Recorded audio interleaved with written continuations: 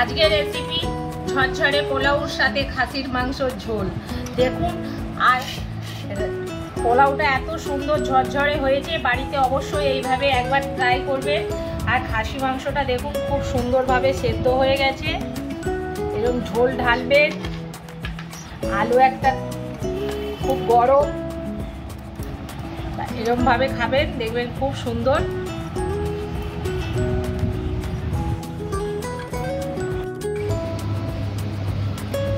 কড়ার মধ্যে তেল দিয়েছি, আজকে হবে খাসির মাংস আর পোলাও। কড়াইতে তেল দিয়েছি, বড় বড় আলু কেটে নিয়েছি, আলুটা ভেজে নেব।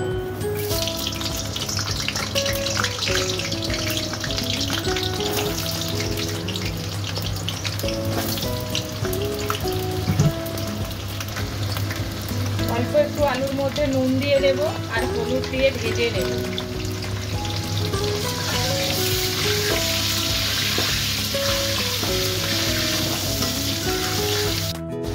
প্রেসারে খাসির মাংসটা সেদ্ধ করে নিয়েছি, দেখুন কত সুন্দর সেদ্ধ হয়ে গেছে। আলুটা সুন্দর করে ভেজে নিয়েছি, তুলে নিলাম। এর মধ্যে দিয়ে দেব 3টে এলাচ, দালচিনি আর 3টে লবঙ্গ, তেজপাতা কেটে আমি দিয়ে দিচ্ছি। এর মধ্যে দিয়ে দেবো আমি পেঁয়াজ কুচি,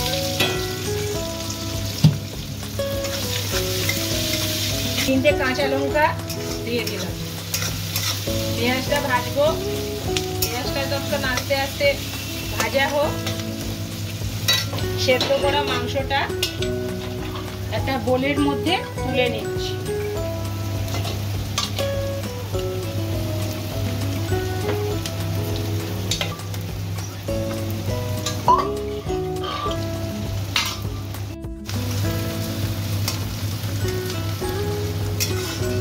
বেশি ভাজা ভাজা করব না, এর মধ্যে আমি দিয়ে দেবো একটা ছোট্ট টমেটো কেটে।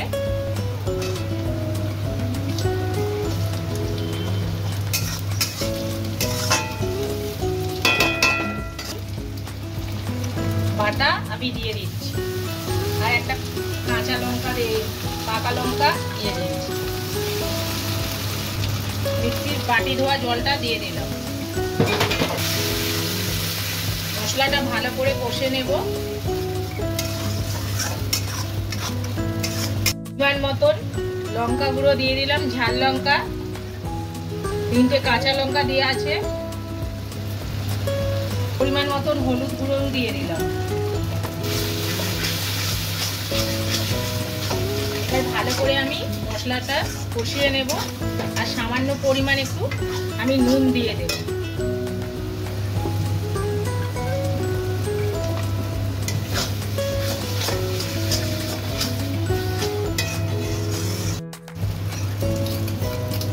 ফাটানো টক দই আমি মশলার মধ্যে দিয়ে দিচ্ছি। টক দইটা দিয়ে ভালো করে আবার আমি মশলাটা ভালো করে কষিয়ে নেব।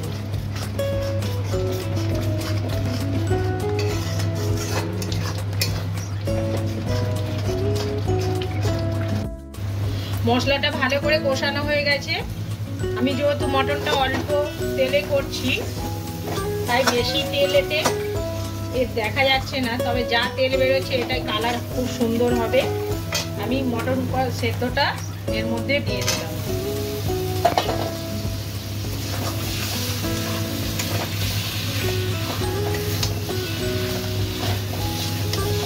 মাংসটা ভালো করে কষিয়ে নেব।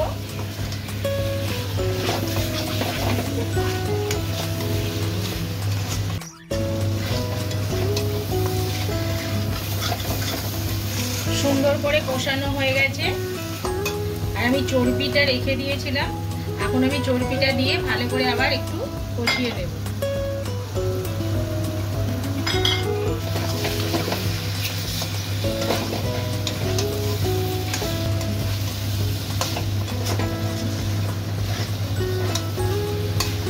সুন্দর করে দেখুন কত সুন্দর হয়ে গেছে কষানোটা।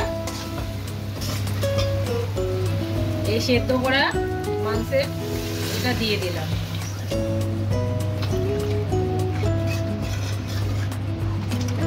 আর একটু জল দেব, কেন আলু দেব, চন্দ্রমুখী আলু একটু পরে দেব, মাংসটা ফুটে গেলে তারপরে আমি আলুগুলো দেব। ওটা ফোটার জন্য আমি ঢাকা দিয়ে দিচ্ছি।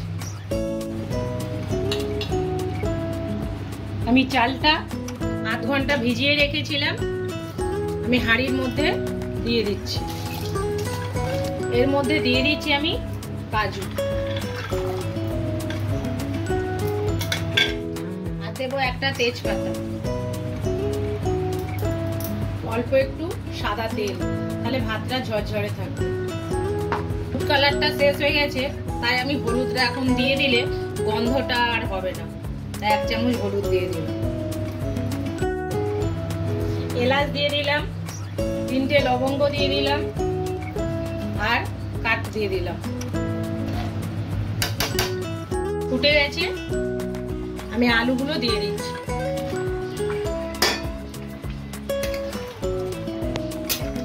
আর কালারটাও জাস্ট খুব সুন্দর। আলুটা সেদ্ধ হবে, আমি আরেকবার একটু ঢাকা দিয়ে দিচ্ছি। দেখুন কত সুন্দর হয়েছে, একদম ঝরঝরে পোলাও।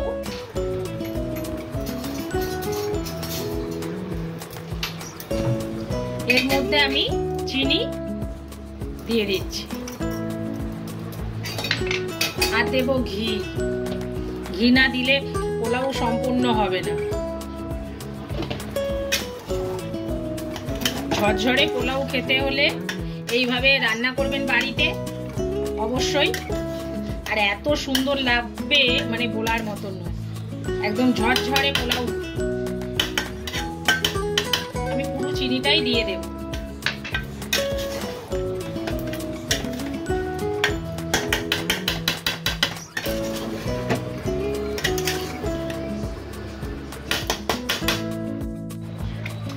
এইভাবে খাসি মাংস আর পোলাও বাড়িতে রান্না করে খাবেন। ভালো লাগলে অবশ্যই লাইক, কমেন্ট, শেয়ার। আর যারা এখনো সাবস্ক্রাইব করেননি তারা তাড়াতাড়ি আমার চ্যানেলটিকে সাবস্ক্রাইব করে দিন।